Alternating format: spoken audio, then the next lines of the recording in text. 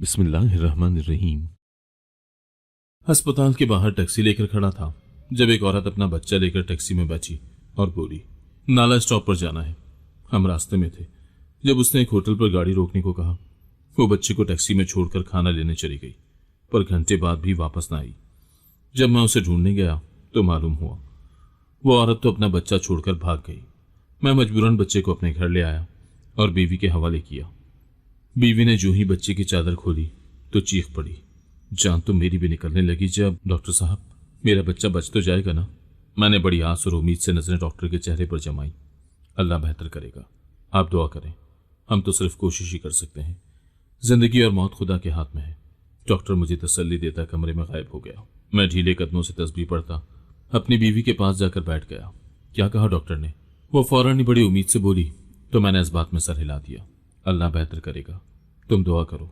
मेरे लहजे से उसे काफी तसल्ली हुई थी और वो दोबारा से तस्बीह के दाने गिराने लगी। मेरे दिल को धड़का लगा था, बेचैनी थी जो कम होने में ना आ रही थी। मैं कभी उठकर टहलना शुरू कर देता तो कभी दोबारा बेंच पर बैठ जाता। इमरजेंसी के कमरे में मेरे बेटे का ऑपरेशन जारी था। वो जिंदगी और मौत की कश्मकश में था। ये एक बड़ी सर्जरी थी जिसके इलाज के लिए मैंने बड़े जतन करके पैसा हासिल किया था। काश मेरे बच्चे को नई जिंदगी मिल जाए। मैं दिल में कई बार सोच चुका था। हमारे आगे आने वाली जिंदगी हमारे बच्चे की जिंदगी पर मोहित थी। सर्जरी कई घंटे जारी रही। बिलाखिर डॉक्टर अपनी सब टोपी उतारता इमरजेंसी के कमरे से बाहर निकला तो मैं और मेरी बीवी जल्दी से उसके जानिब बढ़े। मुझे अफसोस है हम आपके बच्चे को नई जिंदगी न दे सके। वो अफसोस से मेरे कंधे पर हाथ रखता मुझे तसल्ली देता जा चुका था। मैं खुद पर जब्त करता साकत खड़ा रह गया था। मुझे अपनी बीवी की दबी दबी सिसकियां साफ सुनाई दे रही थीं। वो मुंह पर दुपट्टे का पल्लू रखे अपनी चीखों को दबाने की कोशिश कर रही थी। मेरा नाम कयूम है। मैं एक ड्राइवर था। मेरे अब्बा एक बड़े बंगले में चौकीदारी का काम किया करते। अब्बा चाहते थे कि मैं कुछ पढ़ लिख जाऊं ताकि उनकी तरह मुझे यूं लोगों के घर की चौकीदारी न करनी पड़े। मैं भी यही चाहता था। मैंने मैट्रिक का इम्तहान पास किया तो अब्बा की तबीयत खराब रहने लगी। वो काम के दौरान कमजोरी और नकाहत से बेहोश हो जाते। मालिक का कहना था कि अब तुम अपनी जगह अपने बेटे को भेज दिया करो।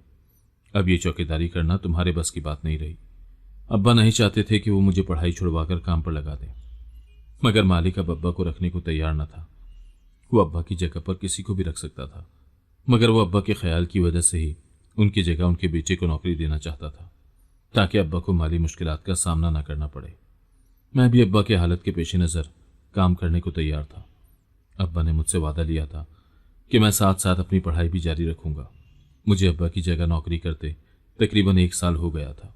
तभी साहब को अपनी बेटी के लिए ड्राइवर की ज़रूरत पड़ी। मुझे ड्राइविंग करनी तो ना आती थी, मगर मुझे ड्राइविंग करने का बेहद शौक था। साहब को जल्द ही एक ड्राइवर मिल गया तो उन्होंने उसे नौकरी पर रख लिया। मेरे अंदर ड्राइविंग सीखने का शौक बेदार हो चुका था। मैं फारिग वक्त में उस ड्राइवर से गाड़ी चलाने के बारे में पूछता रहता। मैंने उसे बता दिया था कि मुझे गाड़ी चलाने का बहुत शौक है। उसने मुझे गाड़ी चलाना सिखाने का वादा भी कर लिया और जल्द ही अपने वादे पर पूरा उतरा। मैंने चंद महीनों में ही गाड़ी चलाना सीख लिया।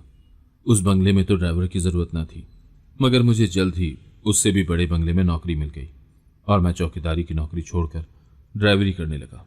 यहाँ तनख्वाह भी अच्छी थी और सहूलियात भी ज्यादा थी। मैं अब बस अपनी तालीम जारी रखने का वादा ना निभा सका। मेरी तालीम अधूरी रह गई, मगर मेरी तनख्वाह बढ़ गई थी। मैं नौकरी से आने के बाद रात गए किराए की गाड़ी चलाकर ज्यादा पैसे भी कमा लिया करता। अम्मा अब्बा को मेरी शादी की फिक्र लाहक हुई तो वो सरगर्म हो गए। खानदान में मेरे बराबर कोई लड़की मौजूद न थी। कुछ उम्र में मुझसे काफी ज्यादा बड़ी तो कुछ बहुत ही छोटी थी। लिहाजा खानदान से बाहर रिश्ते की तलाश शुरू हुई। खानदान से बाहर लड़की ढूंढना जहां एक मुश्किल मरहला था, वहीं अम्मा अब्बा का दिल किसी भी गैर खानदान के लिए राजी न होता। पूरे शहर की खाक छान लेने के बाद अम्मा अब्बा को मेरे मोहल्ले में रहने वाली खाला सलमा की बेटी इफ़्फ़त पसंद आई। इफ़्फ़त में वो सारी खूबियां मौजूद थी जो एक अच्छी बहू में होनी चाहिए। अम्मा अब्बा ने रिश्ता तय करने में देर न की और जल्द ही शादी की तारीख तय कर दी और यूं इफ़्फ़त रुखसत होकर मेरी जिंदगी में चली आई। इफ़्फ़त के आने से मेरी जिंदगी में काफी तब्दीली रोनुमा हुई थी। वो एक सलीका शुआर और समझदार लड़की थी। ना तो उसकी ज्यादा ख्वाहिशात थी और ना ही कोई हसरतें। उसने अम्मा अब्बा को आते ही अपना गर्विदा बना लिया था। अम्मा अब्बा जैसी बहू सोचकर लाए थे वो वैसी ही निकली थी। मैं भी उसे देखता ही रह जाता। वो इतनी समझदारी की बातें करती कि मैं घंटों सुनता रहता। शायद वो मुझसे ज्यादा पढ़ी लिखी थी, इसीलिए उसमें समझ और अकल भी ज्यादा थी। जिस पर मुझे हैरत थी वो ये कि उसका ईमान बहुत मजबूत था।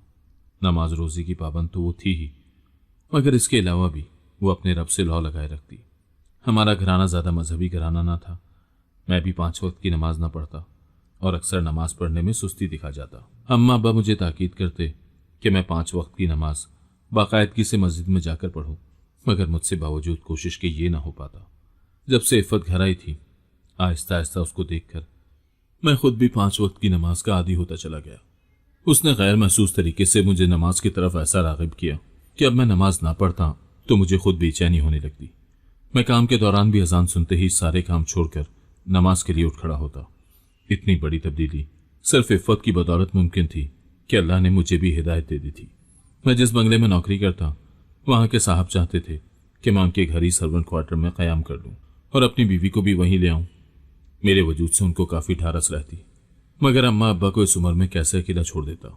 मैं उनकी इकलौती औलाद और बुढ़ापे का सहारा था। मेरे साहब का नाम मुस्तकीम था।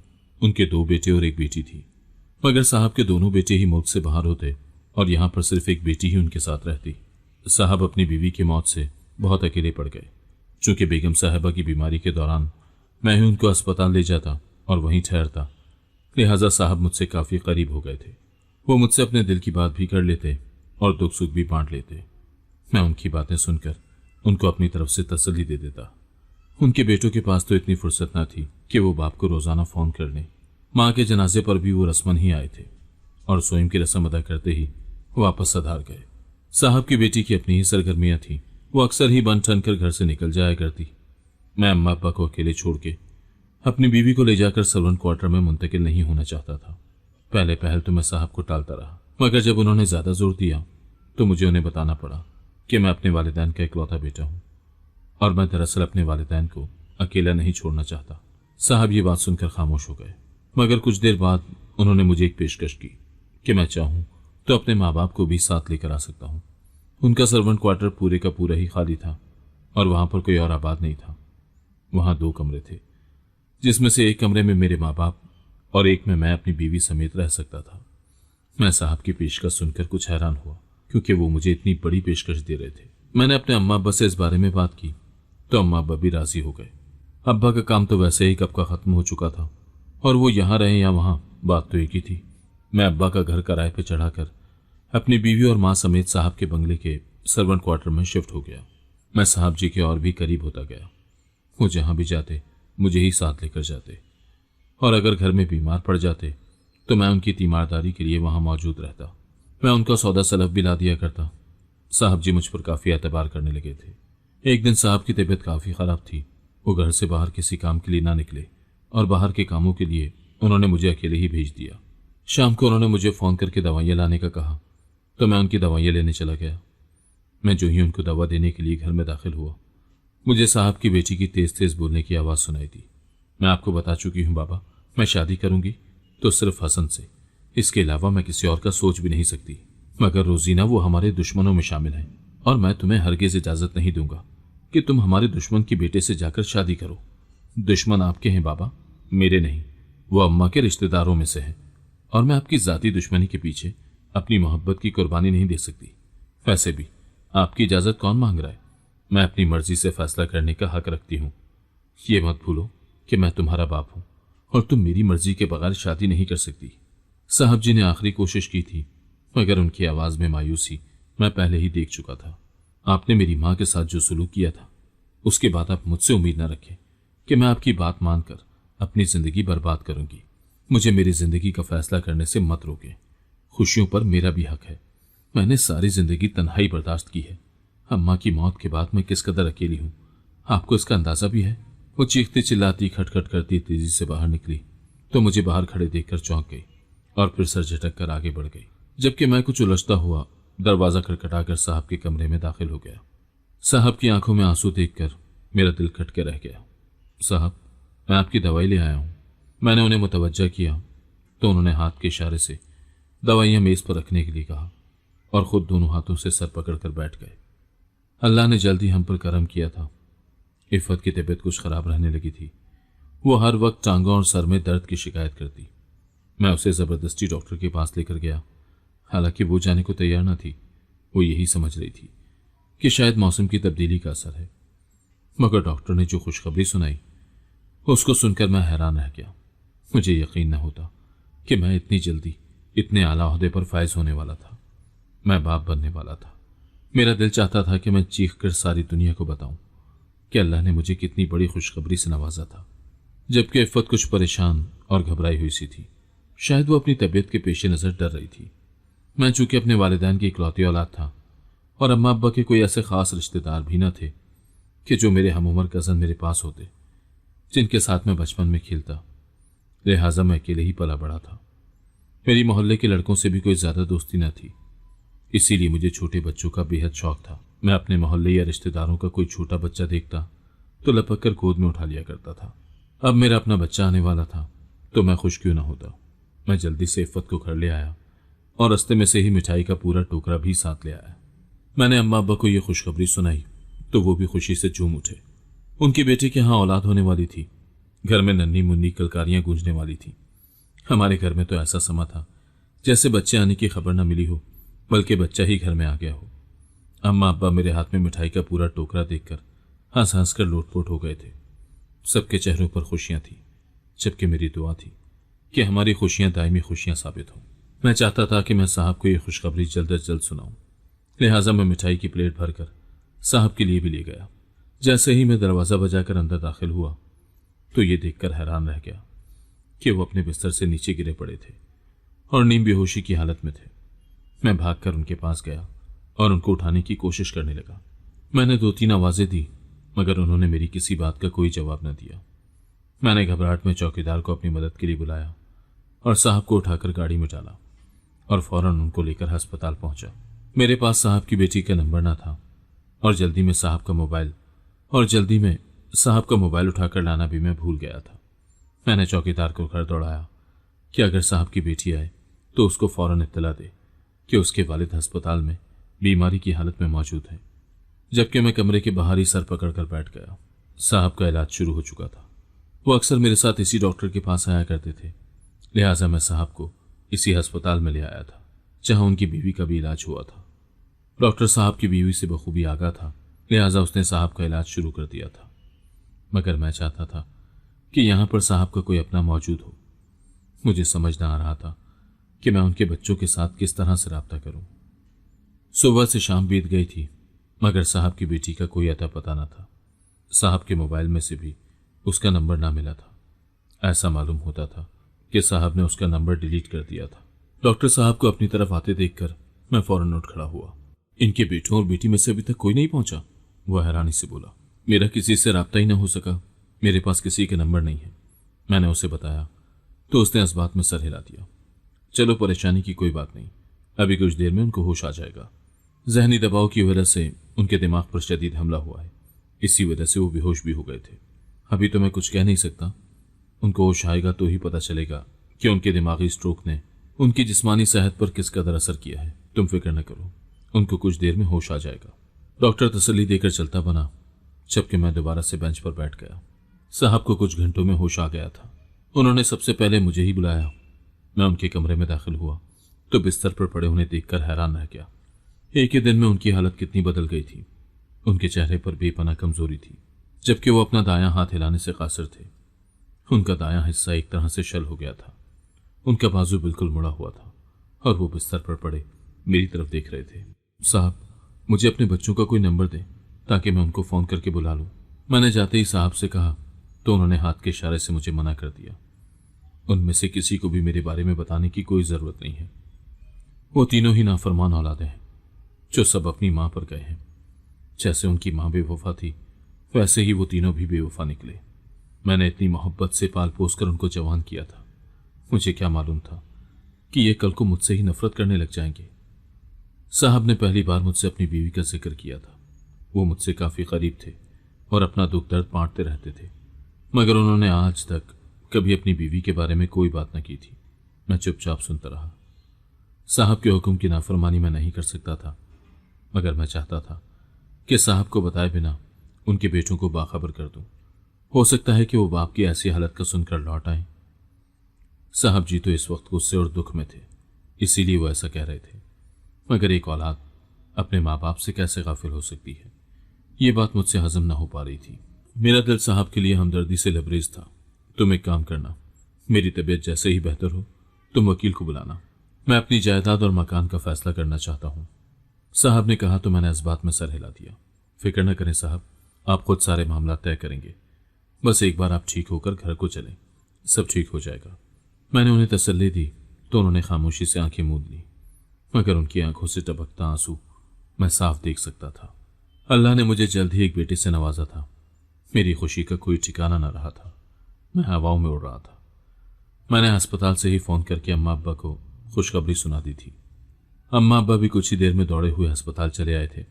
हम सभी बहुत खुश थे। अल्लाह ताला ने बहुत करम किया था। मेरी बीवी की तबीयत भी बिल्कुल ठीक ठाक थी। मुझसे तो सब्र ही ना हो पा रहा था। मैं चाहता था कि ये जल्दी से बड़ा हो ताकि मैं इसके साथ खेलूं कूदूं, इसको अपने कंधे पर बिठाकर सैर करवाऊं। मगर मेरी खुशियों को न जाने किसकी नजर लग गई थी। मेरा बेटा 2 साल का हो गया था कि वो अचानक खेलता हुआ गिर गया और बेहोश हो गया। मैं एकदम डर गया। मैं फौरन उसको लेकर अस्पताल भागा। डॉक्टर ने उसका मुकम्मल मुआयना किया तो डॉक्टर ने रूह फरसा खबर सुना दी, तुम्हारे बेटे के दिल में सुराख है, इसकी सर्जरी करना होगी। सर्जरी के अलावा कोई और इलाज मौजूद नहीं है। ताहम अभी इसको कुछ और बड़ा हो लेने दो, तब तक तुम बाकायदगी से दवा इस्तेमाल करो। यह खबर सुनकर मैं सदमे से 2-4 हो गया। मुझे यकीन न होता कि मेरा बेटा इस कदर बीमार था। उसके दिल में पैदाइशी सुराख था, मगर हमें ही मालूम न हुआ था। डॉक्टर ने हमें ढेरों दवाइयों के साथ रुखसत कर दिया और मैं बोझल दिल के साथ अपने बेटे को लिए अस्पताल से घर चला आया। मेरी जिंदगी का महवर मेरा बेटा ही था। मैं उसकी जिंदगी के लिए कुछ भी कर सकता था। मुझे अपने बेटे की बीमारी के बारे में साहब को इत्तला देने का मौका ही न मिला। मैं इस कदर दुखी था कि 2 दिन तक अपने कमरे से ही न निकला और अपने बच्चे को गोद में लिए बैठा रहा। साहब ने भी मुझे न बुलाया। मैं अपने बच्चे से जुदा होने का सोच भी ना सकता था। मैं चाहता था कि मैं किसी तरह अपना दिल निकाल के अपने बच्चे को लगा दूं, मगर ऐसा मुमकिन न था। अगर ऐसा मुमकिन होता तो मैं ये काम सबसे पहले कर गुजरता। तीसरे दिन मैं हिम्मत करके बाहर निकला था कि साहब को जाके अपने बच्चे की बीमारी के मुतालिक बता सकूं, मगर मुझे ये मौका ही न मिल सका। साहब इस दुनिया में नहीं रहे। चौकीदार ने मुझे इत्तला दी तो मैं हैरान नजरों से उसे देखने लगा। कल रात साहब की बेटी आई थी। वो साहब को अस्पताल ले गई थी। उनकी तबीयत बहुत खराब थी और अभी कुछ देर पहले ही उनके मरने की इत्तला आई है। मुझे यकीन ही न होता कि साहब हमें इतनी जल्दी छोड़कर चले गए थे। वो काफी अरसे से बीमार थे। अब तो उन्होंने घर से निकलना बिल्कुल बंद कर दिया था, अपने कमरे में ही रहते। उनकी बेटी ने अपनी मर्जी से शादी कर ली और अब वो अपने बाप के जनाजे पर आई थी। साहब के बेटे भी जनाजे में शरीक थे। साहब की मैयत उठाने के बाद वो आपस में जमीन और जायदाद बांटने लगे। हम ये बंगला भी जल्द ही आकर बेच देंगे, तब तक तुम अपने रहने का कोई बंदोबस्त कर लो। साहब के बेटों ने हम सब मुलाजिमों को कहा तो हम हैरान होकर उसे देखने लगे। मैं इतनी जल्दी अपना इंतजाम कहाँ करता। ऊपर से मेरा बेटा इस कदर बीमार था, उसके इलाज के लिए पैसों की जरूरत थी। मगर साहब के मरते ही हमारा दाना पानी उस घर से उठ गया था। वैसे भी उन्होंने इस घर का क्या करना था, वो तो बैरून मुल्क में रहते थे। मैं यहाँ पर रुकूंगी कुछ अरसे तक। इस घर को मत बेचो। जब मैं घर खाली करूंगी तो फिर इस मकान को बेच देंगे। साहब की बेटी बोली तो मेरे दिल को ढारस हुई। उसके भाइयों ने भी रजामंदी दे दी। ठीक है, जब तक चाहो रह सकती हो, हमें कोई एतराज नहीं। मैंने आस भरी नजरों से साहब की बेटी की तरफ देखा था कि उसे अपने साथ मुलाजमों की जरूरत तो पड़ेगी, तो शायद वो हमें यहाँ रहने दे और हमारी नौकरियां खतरे में ना पड़े। साहब की बेटी ने मुझे और चौकीदार को नौकरी से फारिग न किया था। हम अपनी ड्यूटी पर मामूर थे, मगर उसने हमें कुछ खास हिदायत दी थी कि अगर मेरा शौहर तुम्हें गेट पर नजर आया तो उसको अंदर मत दाखिल होने देना। मैंने उससे अलहदगी इख्तियार कर ली है। उसने चौकीदार को अपना हुक्म सुनाया और तनतनाती हुई अंदर दाखिल हो गई। साहब ने उसे मना किया था कि वो हसन से शादी ना करे, मगर फिर भी वो उससे अपनी मर्जी से शादी रचाकर चली गई थी। और अब जबकि वो खुद हामला थी तो अपने शौहर से अलहदगी इख्तियार करके वापस आ गई थी। इन अमीरजादियों की जिंदगियों का भी कभी कोई पता नहीं होता। फैसले ये अपनी मर्जी और जिद से काम सर अंजाम देकर फैसले करती फिरती हैं। मैंने अफसोस से सोचा और वापस अपने क्वार्टर की तरफ आ गया। मेरी तो अपनी जिंदगी लुट गई थी। एक तरफ अपने बच्चे की बीमारी का बेइंतहा दुख था, ऊपर से साहब जी की मौत का दुख लाहक हो गया था। अगर साहब जिंदा होते तो मेरी कोई ना कोई मदद करते, अब मैं उनकी बेटी से जाके पहले ही दिन कैसे मदद मांग लेता, जबकि अभी उनके बाप की मौत वाक़ई हुई थी और वो इस घर में वापस लौटी थी। मुझे उम्मीद थी कि वो 1 रुपया भी मेरे हाथ पर न रखती, और वैसे भी वो मुझे कुछ खास पसंद न करती थी। मेरी बेटी के मुतालिक डॉक्टर ने मुझे बहुत खास हिदायत दी थी। उसे ज्यादा खेलना कूदना मना था। उसका जिस्म थक जाता तो वो बेहोश हो जाता, लिहाजा हम उसकी बहुत हिफाजत करते। वो खुद भी बीमारी की वजह से चिड़चिड़ा हो गया था। उसको स्कूल जाने का बहुत शौक था, लेकिन अभी उसको स्कूल में दाखिल करवाना मुनासिब न था। अगर वो गिर जाता तो उसकी जिस्मानी सेहत मुतासिर होती, लिहाजा हमने उसको घर में ही रखा था। मेरी बीवी उसे खुद पढ़ाती और उसका शौक पूरा करने की कोशिश करती। अम्मा अब्बा अलग परेशान थे। वो इतनी बड़ी बीमारी और दुख से डरकर बिल्कुल ही कमजोर हो गए थे। मैं नहीं जानता था कि इलाज के पैसे कहां से आएंगे। मैं अपने बेटे की बीमारी के इलाज के लिए पैसों की तरफ से बहुत परेशान था। अब्बा का कहना था कि तू मकान बेच दे जो हमने किराए पर चढ़ा रखा है, उसको बेचकर जो पैसे मिलेंगे वो तू अपने बेटे के इलाज पर लगा। मेरा ये इरादा तो ना था कि वो मकान बेचूं। उससे महाना कुछ आमदनी वसूल हो रही थी। अगर मेरी नौकरी चली जाती तो हमारे तो खाने पीने के भी लाले पड़ जाते। ऐसी सूरत में उस मकान का किराया ही काम आता, मगर मेरे पास कोई और ऑप्शन भी ना था। मैं कोशिश तो कर रहा था कि इधर उधर हाथ मारकर कहीं से मुझे उधार कुछ रकम मिल जाए तो मैं अपने बेटे के इलाज पर लगा लूं, मगर उसका इलाज कौन सा सस्ता था। उसकी एक सर्जरी के लिए भी लाखों रुपए दरकार थे, जो मेरे पास ना थे। कुछ जमा पूंजी तो मेरे पास थी, मगर वो बहुत ही कम थी, जो उसकी सर्जरी पर काम ना आ सकती थी, क्योंकि अभी भी उसकी महीने की कई हजारों की दवाइयां आ रही थी, जो जमा पूंजी के पैसों में से खर्च हो रहे थे। बाबा, बाबा उठे। मेरे बेटे ने मुझे पुकारा तो मैंने चौंक कर आंखें खोली। मैं भी उसे कुछ देर पहले ही सुलाकर सोया था। वो बिस्तर से नीचे गिर पड़ा था। मैं एकदम उठा और उसको फौरन गोद में उठाया। क्या हुआ? वो लंबे लंबे सांस दे रहा था। वो बोल ना पाया। बेटा, कुछ नहीं होता, ठीक हो जाओगे। मैंने उसे तसल्ली दी और चीख कर अपनी बीवी को बुलाया। वो फौरन भाग कर आई। क्या हुआ? देखो, इसकी तबीयत बहुत खराब हो रही है। मैं इसको साहब की गाड़ी में लेकर जा रहा हूं, तुम जल्दी मेरे साथ चलो। मेरी बीवी ने भागकर उसकी फाइल उठाई और गाड़ी में आ बैठी। मैं अम्मा अब्बा को बताकर फौरन ही अस्पताल के लिए रवाना हो गया। डॉक्टर ने मेरे बेटे को दाखिल कर लिया था और उसका इलाज शुरू कर दिया। डॉक्टर साहब, बताएं मेरे बेटे को क्या हुआ है, इसकी तबीयत कैसी है? वो तो दवाइयां भी पूरी ले रहा है और ना हमने उसे भागने दौड़ने दिया, फिर इसकी तबीयत कैसे बिगड़ गई? आपके बेटे की सर्जरी होना बहुत जरूरी है। इसकी तबीयत काफी खराब है। बेहतर है कि आप अब सर्जरी करवा लें, वरना इसकी जान का नुकसान हो सकता है। डॉक्टर के कहने पर मैं चौंक गया, मगर इतनी जल्दी मेरे पास तो पैसे न थे। डॉक्टर साहब, कितना खर्चा आएगा?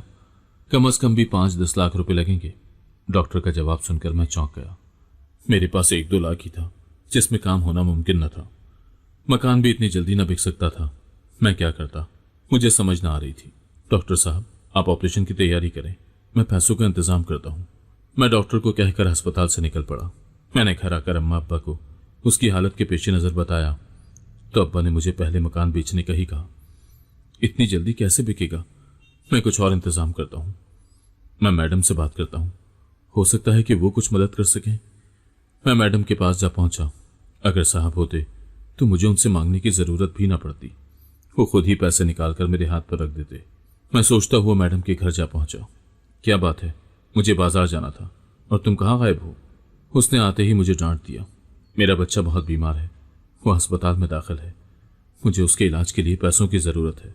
अगर आपके पास 5 लाख हो तो मुझे उधार दे दें, मैं वापस कर दूंगा। मैंने उससे कहा तो उसने बुरा सा मुंह बना के मुझे देखा। तुम्हारा दिमाग खराब तो नहीं है? तुम 5 लाख मुझसे ऐसे मांग रहे हो जैसे 5 रुपए की बात कर रहे हो। मेरे पास इतने पैसे नहीं हैं। मैं तो खुद अपने शौहर का घर छोड़कर यहां आई बैठी हूं। तुम्हें तो मालूम ही है, सारी जायदाद में से हिस्सा भाई लेकर चल दिए हैं। एक ही घर ही बचा है, जो मैंने मजबूरी में उनकी मिन्नतें करके उन्हें बेचने से रोका है, वरना वो तो कब का ये घर भी बेच देते। मेरे पास आमदनी का कोई जरिया नहीं है।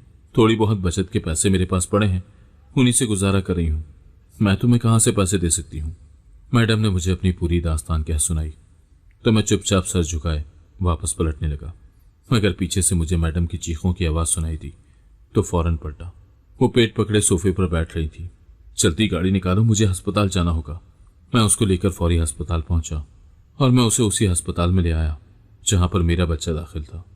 ये वही अस्पताल था जहां पर साहब जी ने अपना दम तोड़ा था। मैं अस्पताल में सर झुकाए परेशान बैठा था। अभी तक कोई उम्मीद का सिरा हाथ ना आया था। मेरी वाहिद उम्मीद मैडम ही थी, मगर उसने भी मुझे पैसे देने से इनकार कर दिया था। उसके पास पैसे होते भी तो वो क्यों देती? वो साहब जी की बेटी थी, मगर वो बिल्कुल भी साहब जी पर नहीं गई थी। वैसे भी वो खुद ऐसी हालत में थी कि वो इस वक्त दूसरों की मदद करने का सोचती या अपने आप को संभालती। मैडम के यहाँ बेटा हुआ है, मैडम की मुलाजमा ने मुझे आकर बताया, तो मुझे कोई खास खुशी ना हुई। मैडम के बेटा होने से मुझे क्या सरोकार था? मुझे तो अपने बेटे की जान बचाने की फिक्र थी। अच्छी बात है, मैंने सरसरी से अंदाज अपनाया और दोबारा से सर हाथों पर गिराकर बैठ गया। मुझे मालूम हुआ है कि तुम्हें पैसों की जरूरत है। मुझे अपने दाएं तरफ से अजनबी सी आवाज सुनाई दी तो मैंने सर उठाकर फौरन दाएं जानिब देखा। वो कोई शख्स था जो मेरी ही बेंच के दूसरे कोने पर पांव पर पांव जमाए, बेंच से टीक लगाए, बड़े पुरसुकून अंदाज में बैठा मुझे देख रहा था। मैंने उसके हुलिये का जायजा लेते हुए पूछा। वो पैंट शर्ट में मलबूस, शक्ल से ही किसी अमीर घराने का फर्द मालूम होता था। मैं जो कोई भी हूं, इससे तुम्हें सरोकार नहीं होना चाहिए। हाँ, तुम मुझे अपने लिए फरिश्ता समझ सकते हो, क्योंकि मैं तुम्हें तुम्हारे बेटे के इलाज के लिए पैसे देने आया हूं। उसकी बात सुनकर मैं हैरान हुआ और फौरन ही सीधा होकर बैठ गया। ये आप क्या कह रहे हैं? आप वाकई मुझे मेरे बेटे के इलाज के लिए पैसे देंगे? मैंने खुशी से पूछा तो उसने इस बात में सर हिला दिया। हाँ, क्यों नहीं, 5 लाख तो क्या, मैं तुम्हें 10 लाख देने को तैयार हूं, क्योंकि ऑपरेशन के बाद भी तो उसके इलाज के लिए पैसों की जरूरत पड़ेगी। बाकी का पैसा उस वक्त काम आएगा।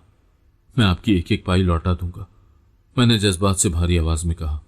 मेरा लहजा भीग चुका था। अरे अरे नहीं नहीं, इसकी क्या जरूरत है, मैं तुमसे पैसे वापस नहीं मांगूंगा, उसने नर्म आवाज में कहा। तो मुझ पर हैरतों के पहाड़ टूट पड़े। ये आप क्या कह रहे हैं? मैं तो आपको जानता भी नहीं, आप मेरी इतनी मदद क्यों करेंगे? बिलाखिर मेरे लबों पर वो सवाल आ ही गया जो कब से मेरे दिल में मचल रहा था। मैं तुम्हारी मदद इसलिए करूंगा क्योंकि उसके बदले में तुम्हें भी मेरा एक काम करना होगा। उसने अपने मतलब की बात की तो मैं चौंक गया। कैसा काम? मैंने हैरान होकर पूछा। तुम्हारी मैडम के यहाँ बच्चा पैदा हुआ है, मुझे बस वो बच्चा ला दो तो मैं तुम्हें 10 लाख नकद इसी वक्त देकर जाऊंगा। बिलाखिर उसने अपनी बात कही तो मैं चौंक गया और हैरान होकर उसकी तरफ देखने लगा। पर आप हैं कौन? मैंने आज से पहले उसे कभी न देखा था। मैं हसन हूं, उस बच्चे का बाप। मुझे अपना बच्चा चाहिए। मैं अपना बच्चा उस औरत के हाथों में नहीं छोड़ सकता जो खुद नशे की आदी है, जिससे खुद अपने आप को नहीं संभाला जाता। वो मेरे बच्चे को कैसे संभालेगी? तुम अपने बच्चे की जिंदगी बचा सकते हो और साथ में मुझे भी मौका दे सकते हो कि मैं अपने बच्चे की जिंदगी संवार सकूं, मगर यह बहुत बड़ा जुर्म है। मैं एक मां से उसका बच्चा कैसे छीन सकता हूं? मैं सोचो विचार में मुब्तला था। ज्यादा मत सोचो, अपने बच्चे की जिंदगी बचाने के बारे में सोचो। वैसे भी तुम बच्चा चुरा कर उसकी जिंदगी जाया नहीं कर रहे, वो महफूज हाथों में होगा, अपने बाप के हाथों में होगा। मेरे पास रुपए पैसे की कोई कमी नहीं है, जबकि मैं हैरान परेशान था कि मैं ऐसा कैसे कर सकता हूं। मैं वो बच्चा उठाकर साहब को कैसे दे सकता हूं? मुझे कुछ समझ ना आ रहा था। मैं अपने बच्चे की मोहब्बत के सामने हार गया था। मैं अपनी बीवी की आंखों से भरी आंसुओं के सामने बेबस हो गया था। मैं अपने बेटे की उम्मीदों का सहारा बन गया था। मेरा बच्चा हम 4 लोगों की मुस्कुराहट की जमानत था। मैं उसे कैसे जाने देता? मैंने वही किया जो एक मजबूर बाप कर सकता था। मैंने मैडम का बच्चा उठाकर उसके बाप के हवाले कर दिया। मैडम को कानो कान खबर भी न हुई थी।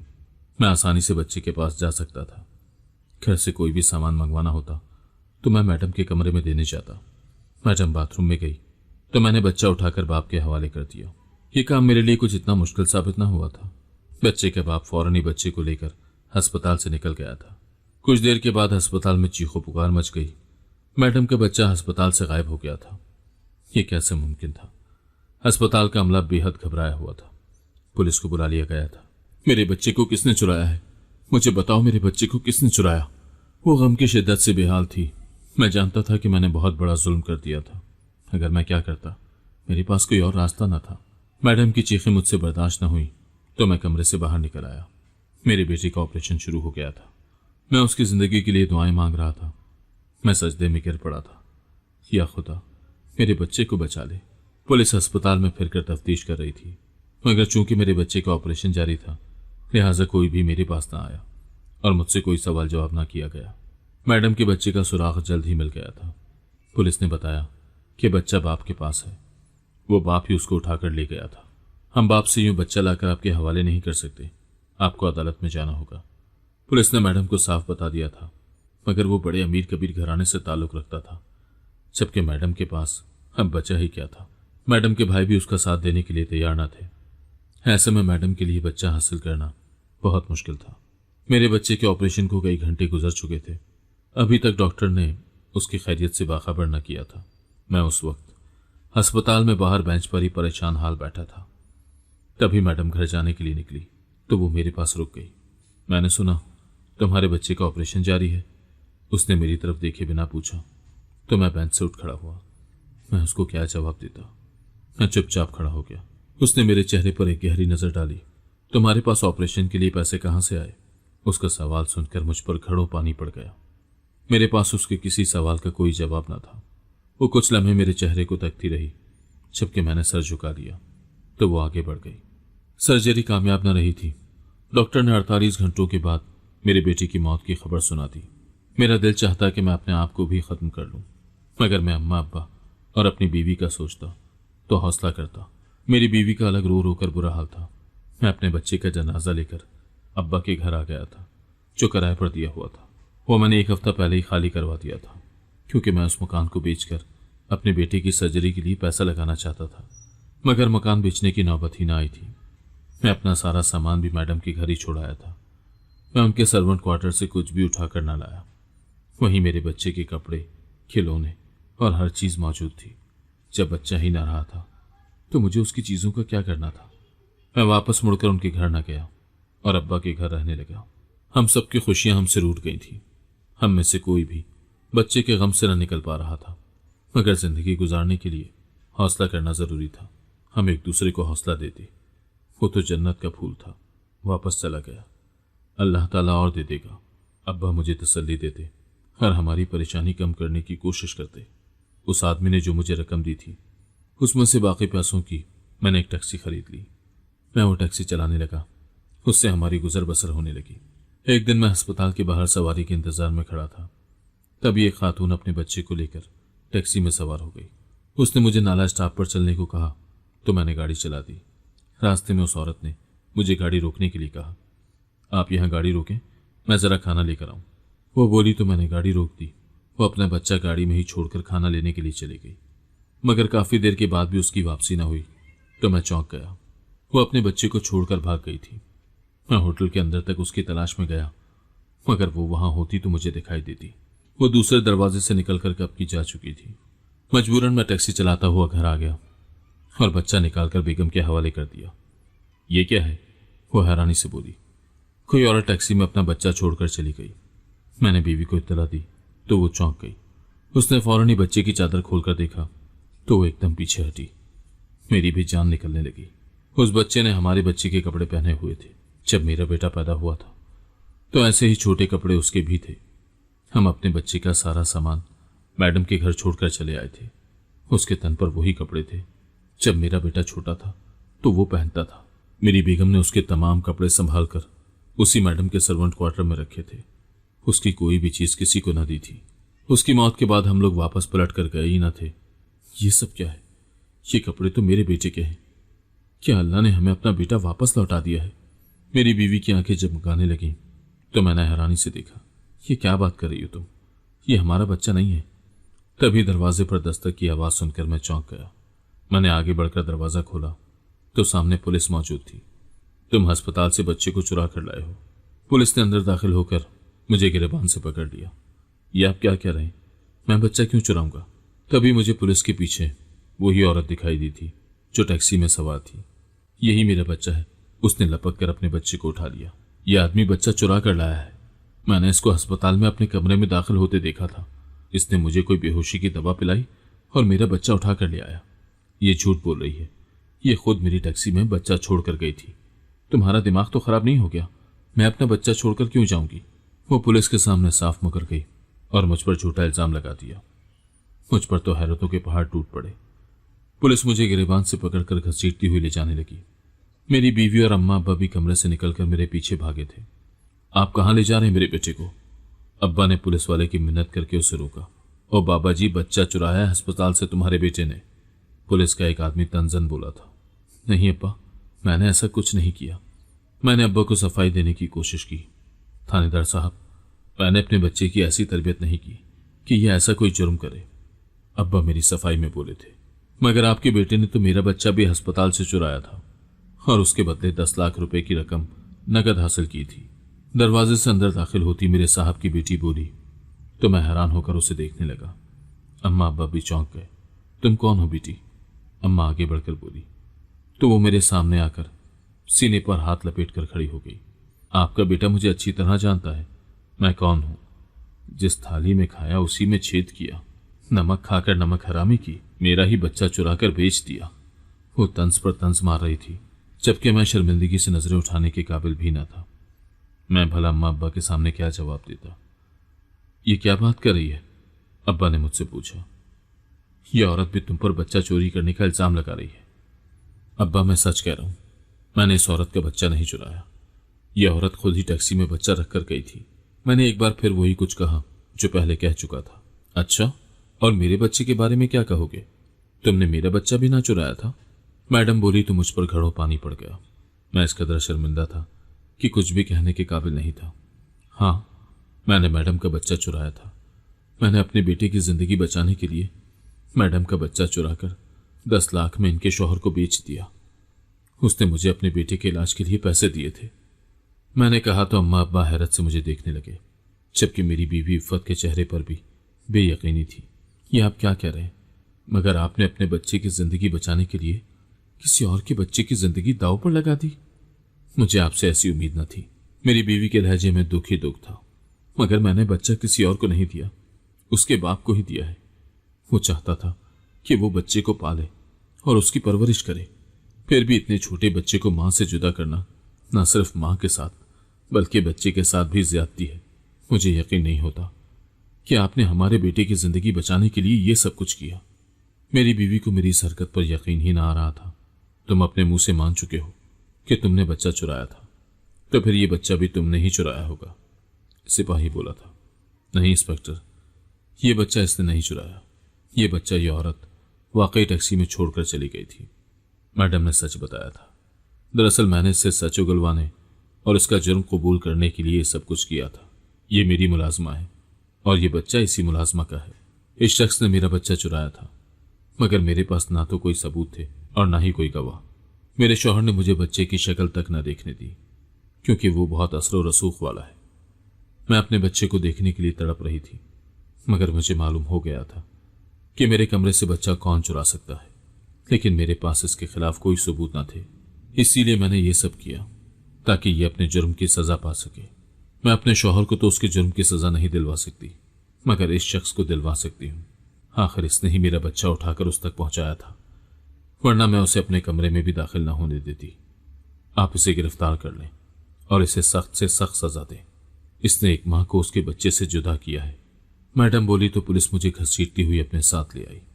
अब की बार अम्मा अब्बा और इफ़्फ़त में से कोई भी मेरे पीछे न भागा था। अगर आपको आज की कहानी पसंद आई है तो वीडियो को जरूर लाइक कीजिएगा और अपने दोस्तों के साथ भी शेयर कीजिएगा। और हाँ, अगर आपने अभी तक हमारा चैनल सब्सक्राइब नहीं किया तो जरूर सब्सक्राइब करें। मिलते हैं कल एक नई और दिलचस्प कहानी के साथ। अल्लाह हाफिज।